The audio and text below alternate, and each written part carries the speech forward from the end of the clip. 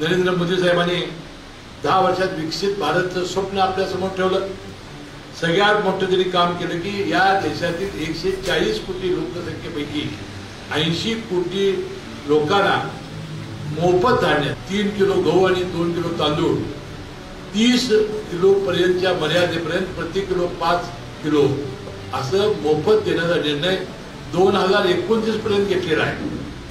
त्यानंतर त्यांनी दरवर्षी आयुष्यमान भारत या योजनेखाली 5 लाख रुपयाचं मोफत वैद्यकीय व्यवस्था केलेली आहे।